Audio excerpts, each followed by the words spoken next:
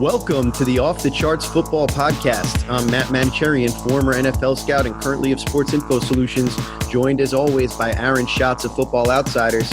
Aaron, this week I'm down here in beautiful Mobile for the Senior Bowl, where it's so beautiful that we're getting rained out for practices and getting kicked out of there.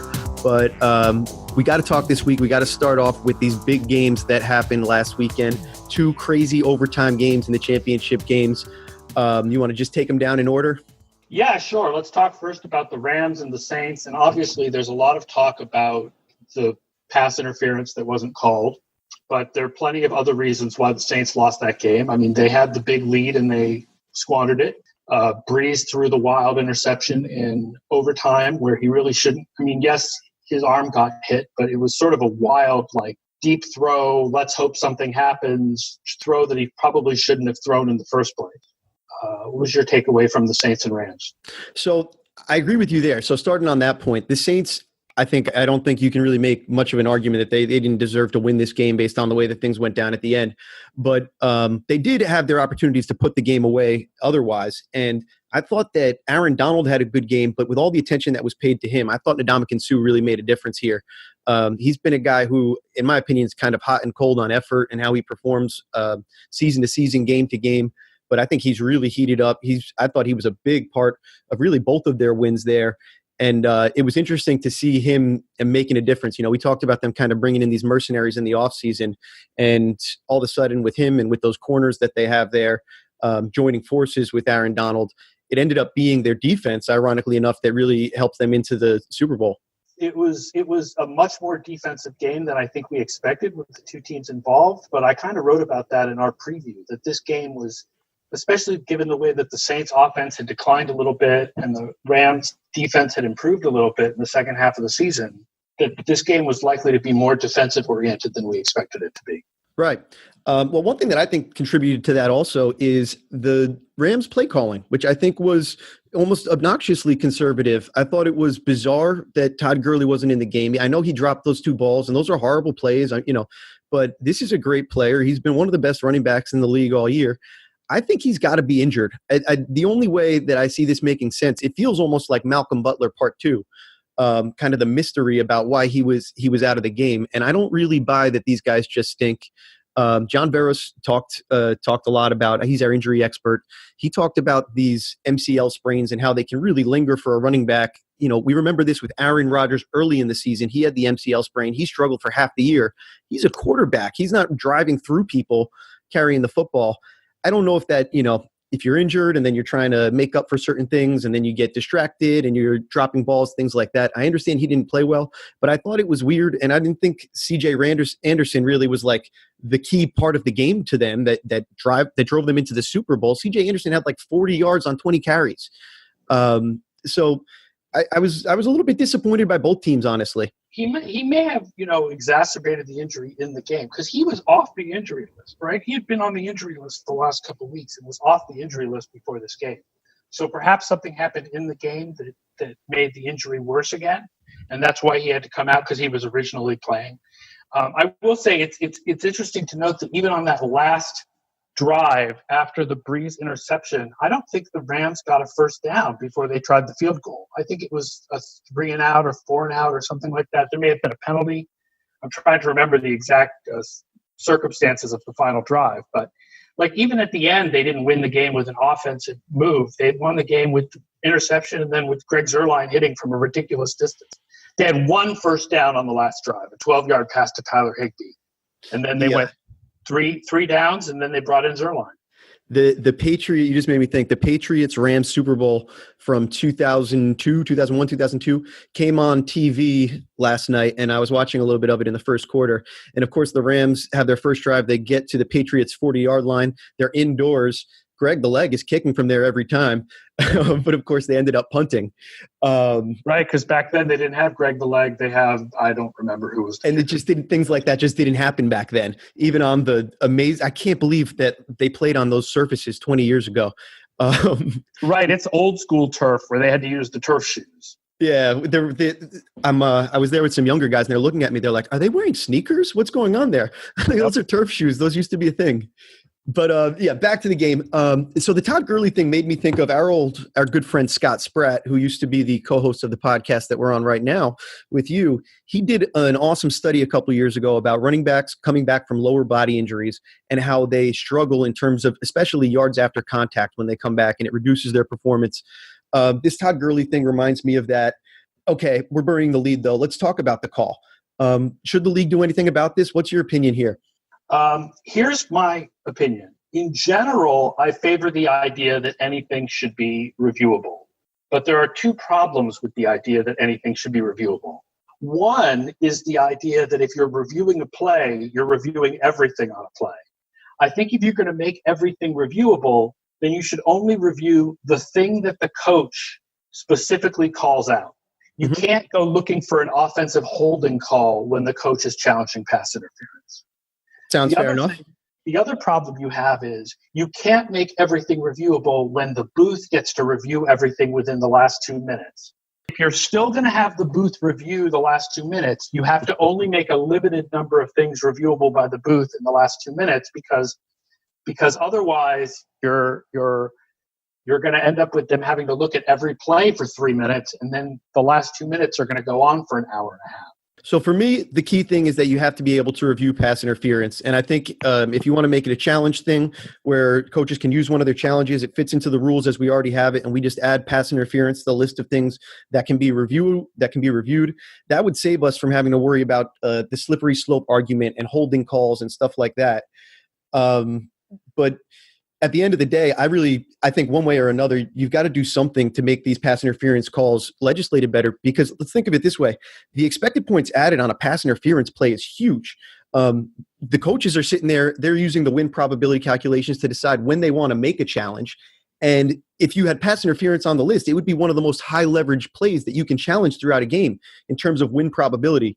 So I was kind of thinking about the slippery slope argument, and it would be nice if there was like a minimum threshold of a win probability swing or an expected points added swing where you could have things be reviewable so that we wouldn't be reviewing kind of meaningless things. But I think you kind of already have this accomplished by limiting the number of challenges that every coach has. I will say this. I was on the radio in Toronto earlier this week, and the guys in Toronto said, we don't want this.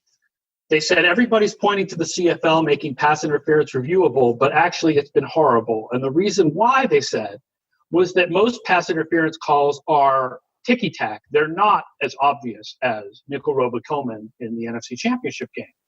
Right. And so this is kind of the annoying thing for me about the whole replay thing. We all want review for the blatant calls and not for the iffy calls. And yet we watch these games and we see them labor over the iffy calls. And really, none of those should be overturned by the letter of the law unless it's indisputable visual evidence. Then you leave it alone and you move on. But it's the obvious ones that we want to see fixed. And it seems like the NFL's have a really hard time fixing the obvious ones without ruining all the rest of the stuff that comes along with it. There is a possible solution to that.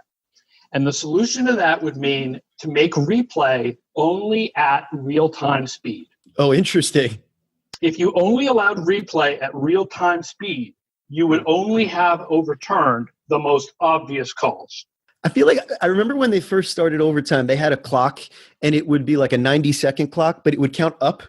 So it wasn't like the referee was actually had a time limit for how long he could conduct the review, but they would just kind of be counting how long it lasted, and then they realized it always went past 90 seconds, so they stopped with the clock. I mean, I think if you only allowed real-time review, then you wouldn't end up spending 10 minutes figuring out. They got the Julian Edelman not touching the muffed punt call right, in my opinion. But right, that was like angels dancing on a pinhead.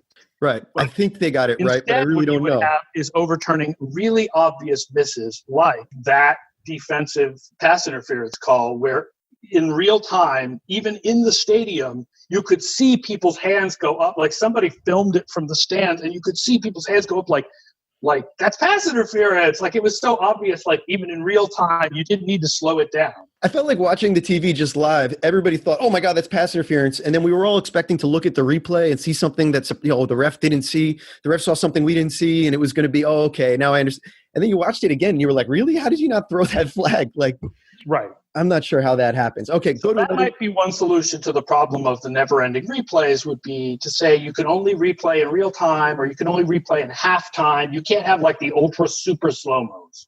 I think it's a really interesting idea, kind of limiting the power of the technology because those super slow-mos can be super problematic. Okay, let's move to the second game.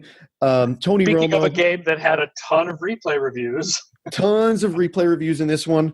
Tons of great announcing and telepathy by is it telepathy or Tony Romo? What Tony Romo does.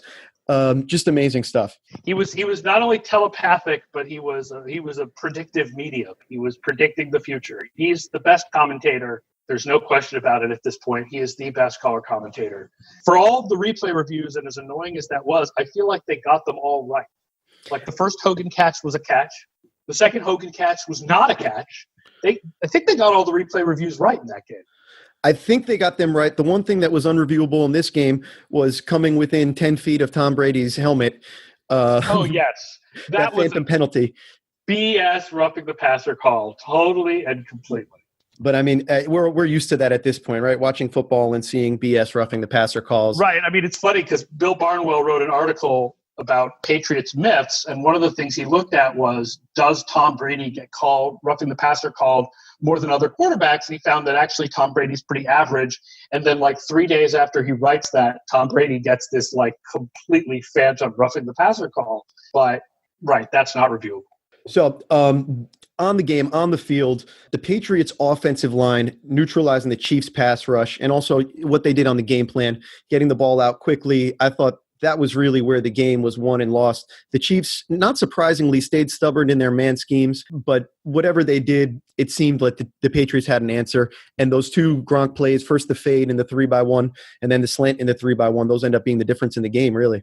The third down was remarkable for the Patriots, right? They completed 3 3rd and 10s in the overtime drive. Right, Brady was 4 for 9, right? Sorry, what'd you say? I think he was 4 for 9 in overtime. And then on the whole game, they converted 68% of third downs, which is phenomenal. It's the second best. That's the second best percentage of converting third downs that the Patriots had in a game this year. It's really funny because the Patriots' DVOA for third down in this game was actually negative because A, of the adjustments for playing the bad Kansas City defense, and B, because third down is also when Brady threw that terrible interception on the 1-yard line. Mm. If you take that out, it's like the second best third down performance that they had all year.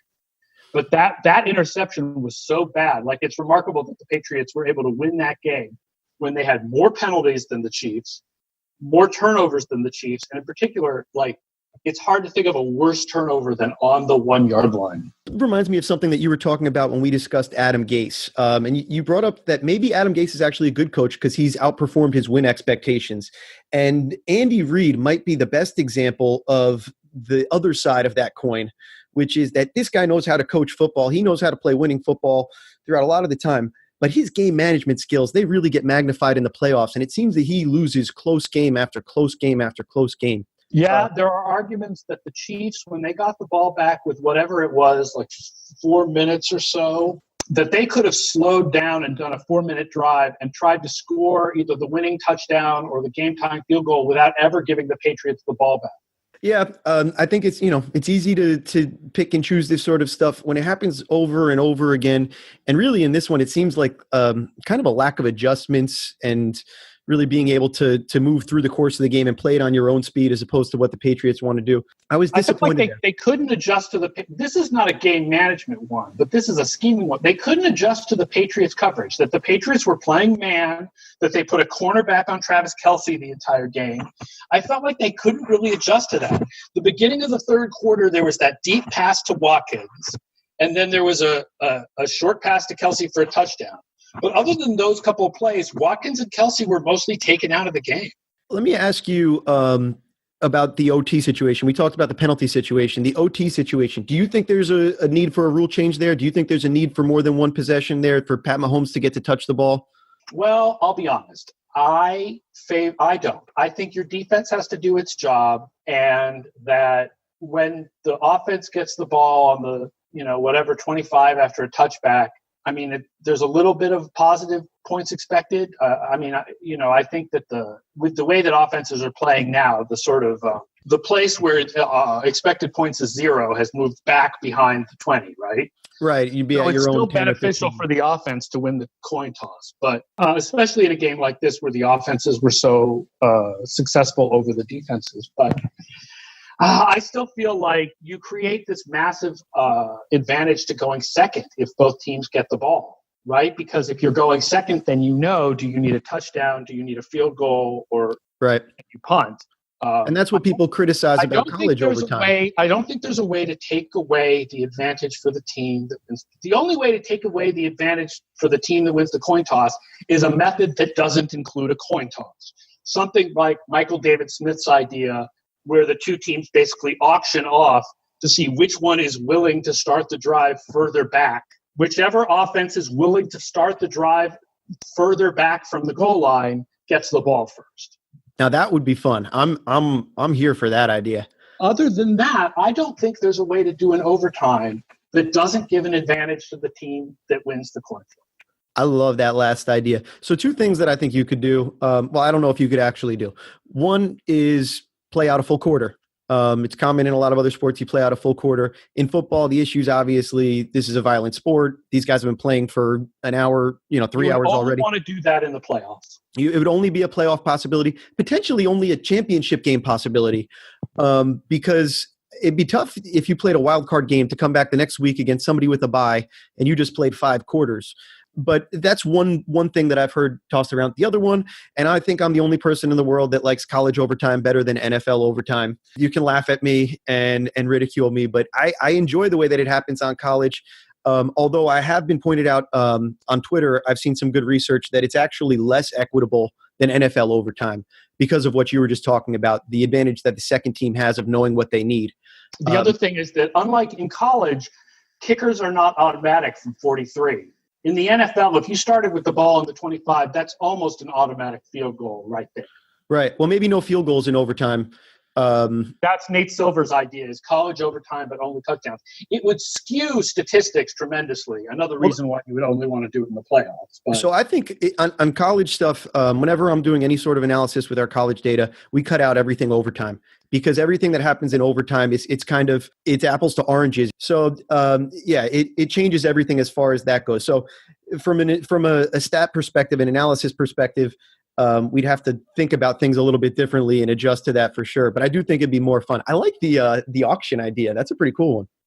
Yeah, Michael David Smith came up with that. It was one of the first articles he ever wrote when he wrote for Football Outsiders 16 years ago. And I've seen it suggested by other people in other places since.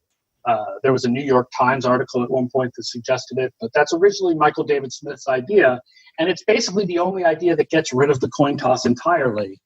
I don't think there's a way to do overtime with a coin toss that doesn't advantage whichever team wins the coin toss. All right. Well, let's move forward and talk about some of the off-the-charts awards for the season. We'll hold off until next week to do our Super Bowl preview, but to round things out today, we wanted to talk about some of the great single-game performances, season-long performances that we saw around the NFL this year. So let's start off with the best single-game performance by a quarterback. We have Jared Goff in Week 4 against the Vikings. He was just unbelievable in this game. I think a prerequisite to winning this award is his perfect 158.3 IQR, but he had 465 yards, 5 touchdowns, no interceptions. He was on target 82% of the time, 14 yards per attempt, and he created 12 points earned in this game. Historically significant, it was only the 4th game since the merger where a quarterback had 450 yards, 5 touchdowns, and no interceptions. And I will add that this was also the number 1 game of the year by Football Outsiders stats with 303 defense-adjusted yards above replacement.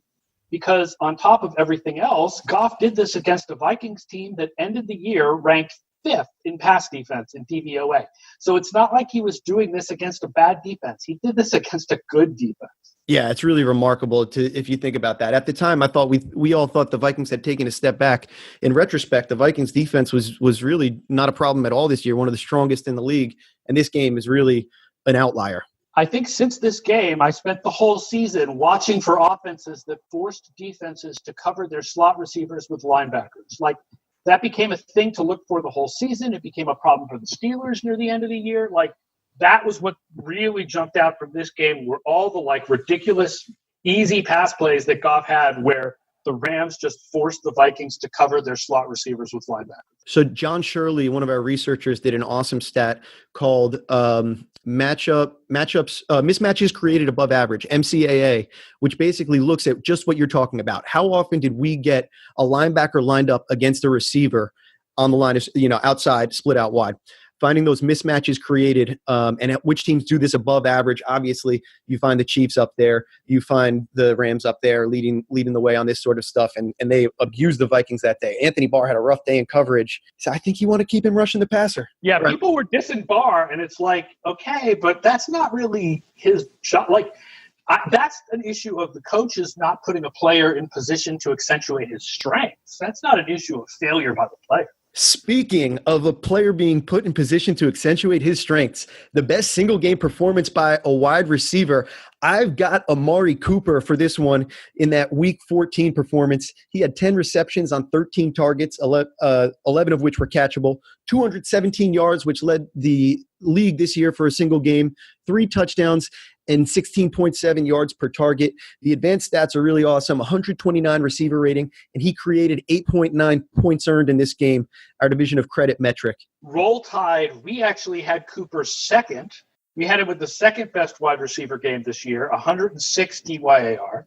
The only game we had better was another Alabama grad, Mr. Calvin Ridley, with 114 DYAR in the game Week 3. He was caught 7 of 8 balls for 146 yards, plus a 45-yard defensive pass interference call. Had 3 touchdowns and a 9-yard run. And it's actually the 9-yard run that put him slightly ahead of Cooper in our stats.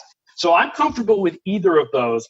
It was nice to see Amari Cooper finally be Amari Cooper this year. I've been a big Amari Cooper fan since he first came out of college. He was by far the best receiver available in the draft the year that he came out. He succeeded early on with Oakland, and then he went into a bit of a shell, partly, I think, because of the way their offense was designed and because Carr had trouble getting the ball down the field.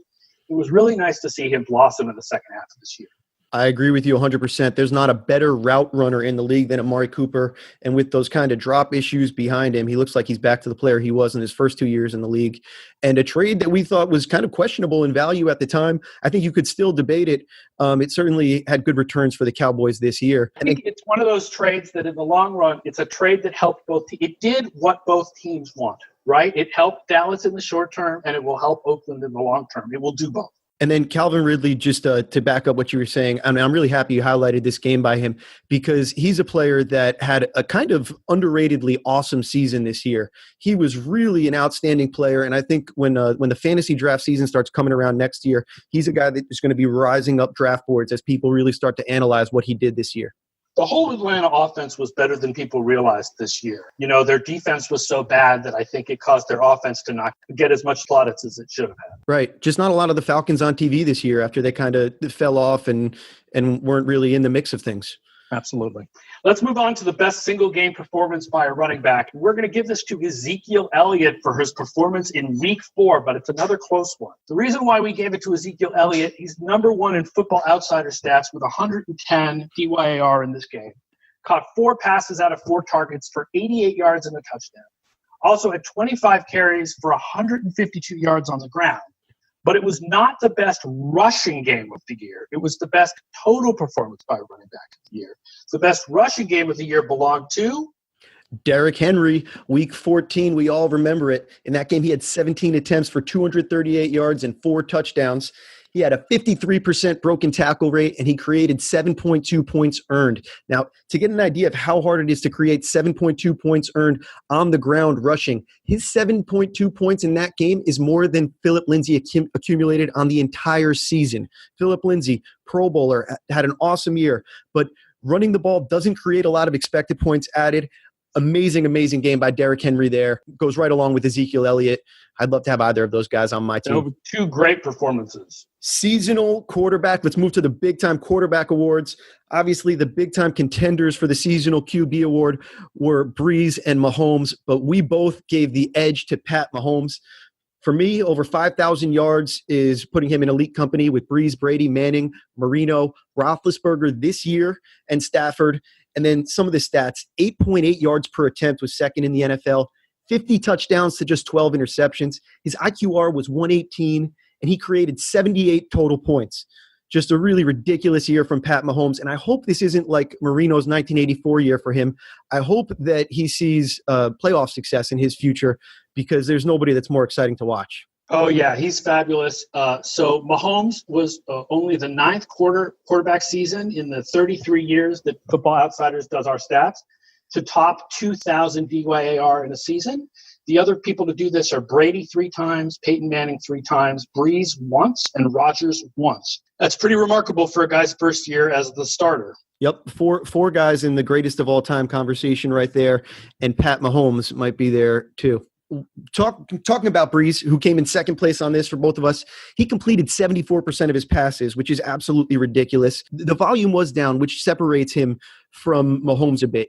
Breeze passed for 3,992 yards, obviously over 1,000 yards less than what Mahomes did, and I think that's the big separator. Still, Breeze had 32 touchdowns to 5 interceptions, led the league in touchdown to interception ratio, on target percentage, and IQR, and he's just second behind Mahomes in total points. Yeah, I think there's also a degree of difficulty difference here between the two guys and the throws they had. Mahomes goes deep a lot more. It's one of the things we could have talked about a little bit earlier when we were talking about the conference championship game. Both Breeze and Brady, as older quarterbacks, saw their amount of deep throws really decline near the end of the year. And I know we've talked about that with Brady a bit. People have been talking about that with Brady. Mike Tanya wrote about it. Not talked about it as much with Breeze, but Breeze's abilities and both the volume and quality on deep throws declined near the end of the year. You really had Breeze declining in the last month. I think that the two of them were really neck and neck for MVP until the last month of the season, but Mahomes absolutely pulled away. Right. It wouldn't shock me if we found out that Breeze was dealing with a little bit of an injury situation for some of that time there. I'm sure he's tough. He wouldn't say anything. He'd play through it. There are crazier things that we could imagine going on there. I'm trying to think. I think there was so Breeze, I think we would say he had a more efficient year on like a per attempt basis, on a per pass basis, but he created 25% less yards than Mahomes this year. This is a little bit like what James Harden does, where you can have good efficiency as a player, but when you get to a point where your volume is so high and you're still maintaining that level of efficiency, that's what I think the separator is that you're talking about that makes us give Pat Mahomes the edge. Absolutely. All right, let's look at the seasonal running backs. We had a very close one here, and we gave the edge to Christian McCaffrey over Todd Gurley because of what he's done as a dual threat. As a runner, he's created 10.7 rushing total points. As a receiver, he's created 37 receiving total points, which is first among running backs. He even has one throw where he created 2.7 passing total points. The 50 total points for the year with the running, the receiving, and even the throw, that's what put him ahead of Gurley for us, who did plenty as a receiver, but more as strictly a runner than what McCaffrey brought as really one of the top targets for Carolina. Yeah, now this is an interesting one because we can talk a little bit about how you measure running backs. The best running back in the Football Outsiders DYAR stats was easily Todd Gurley, who had 367 rushing, 98 receiving. That's 464 total. We had Alvin Kamara second. We had McCaffrey third. That being said, I do think that this shows the limitations of running back stats that are based solely on play-by-play. I say that as somebody who has become famous for doing running back stats that are based solely on play-by-play. But the fact is that a lot of what goes into a running back's performance on the ground is actually A, scheme, and B, offensive line.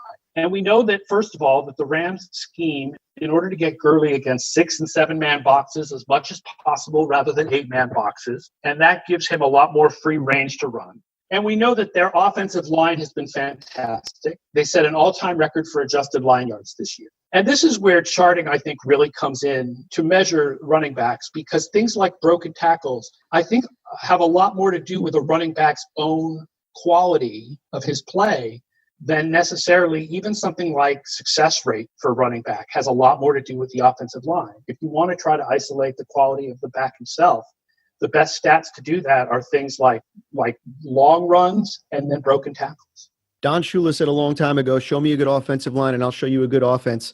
I think you could say the same thing for, the modern NFL's appreciation of running backs. Show me a good offensive line and I'll show you a good running back. I mean, I think it's a sort of tenet of Football Outsiders, but offensive line has more to do with the running game than people give it credit for and less to do with pass protection than people give it credit for. All right, let's keep moving around the league. Pass catching tight end. We had 3 top contenders here. Who got the edge? I'm giving that to George Kittle. George Kittle led the league in DYAR very barely over Travis Kelce. He had 207 to Kelce's 196.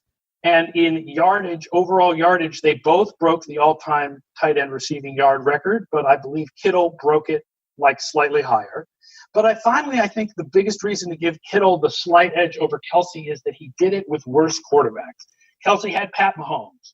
Kittle had Nick Mullins and C.J. Beathard for most of the season. Yeah, it was really a remarkable season for Kittle. According to total points, we had Kelce 1, Kittle 2, but we're splitting hairs right there, and I agree with you. The other guy to mention in this is Zach Ertz, who you said those 2 guys broke the tight end receiving yards record. Zach Ertz broke the tight end receiving receptions record. And one interesting stat on him, we don't really associate him as being a big-time blocker, but he had the second lowest bounce rate in the NFL amongst tight ends. Bounce rate is a really interesting stat that we've invented at SIS, going back to the charting data that you're talking about, where we look at runs that are designed to the gap that you are in. So say you're lined up at tight end, we're looking at off tackle and outside runs to your side of the field, unless you're pulling, in which case, we're looking at the pull gap there if you're the lead blocker there. So on plays where runs are designed to follow where you're blocking, we look at how often the running back bounced to a different hole, whether he cut back or bounced outside, or whether he maintained following the hole that you paid for him. And it turns out that Zach Ertz was second in the NFL in terms of having the lowest bounce rate amongst tight ends. And we'll have some interesting stuff coming out on the blog soon about the different offensive line leaders at each position this year. That is an interesting stat, and I would be curious to see the offensive line leaders on that. I am going to now insert something that we did not have in our plans for this podcast, because I realized we also need to give a seasonal wide receiver award. And I want to see if you disagree with me. I'm going to give this award to Tyler Lockett, who famously, with the 158.3 passer rating passing to him for Russell Wilson and the all-time highest receiving DVOA for any receiver with at least 50 targets going all the way back to 1986. Tyler Lockett, I thought, was absolutely ridiculous this year. I'll say Lockett. I'll give him the most efficient award for me off the top of my head. I'll say Michael Thomas. I'll give him the receiver of the year award for me. Just overall volume and efficiency, everything that he's done. And how about a different Tyler for newcomer of the year? Tyler Boyd did some interesting things for the Bengals this year. Real breakout season for him in Cincinnati. And also should point out that Rob Weintraub pointed this out in the all-division teams that he's doing on Football Outsiders. 4 of Boyd's top 5 games this year came when A.J. Green was on the field. So he didn't just break out because he became the number 1 receiver when Green was injured. He was doing a ton when Green was still in the game. And for Michael Thomas, you have to mention the 85% catch rate, which is an all-time record for a receiver with at least 100 pass targets. Just absolutely outstanding. Absolutely ridiculous. Okay, going back onto the script, the seasonal pass rusher of the year, Aaron Donald, the easy choice here. 20.5 sacks. Next closest was 16, and he's doing it from the inside. He's got a 3.9% sack rate, which is first amongst players with at least 250 pass snaps. 3 forced fumbles, 64 hurries was 15 more than Dee Ford in second place. 87 total plays with pressure. That's a sack, hit, hurry, or knockdown. Next closest was just 68. 16.6% pressure percentage, also in first place, and he created 26.3 total points as a pass rusher. Just a really ridiculous season for him. And how about this? He has the game with the second most, third most, and tied for fourth most pressures this season. Khalil Mack, he had one game where he had more than him. Yeah, I will add, by the way, Donald as an overall all-around player. We have the stat defeats, which measures a combination of turnovers, stopped third down conversions, and tackles for a loss. Donald was third in the league with 35, behind Luke Kuechly with 38 and Darius Leonard with 37. The next highest defensive tackle had 23. And he had 15 defeats on runs, which was tied for second amongst defensive tackles. And the Rams did not have a good run defense, but Donald even made himself be known on runs with run tackles for loss. and stops on third down. So just an amazing all-around player. There's no question he'll win Defensive Player of the Year. And I believe he's the first Defensive Player of the Year in the Super Bowl since James Harrison in 2008. All right. Well, we will sign off. Have an awesome weekend, and we will be back to talk to you next week.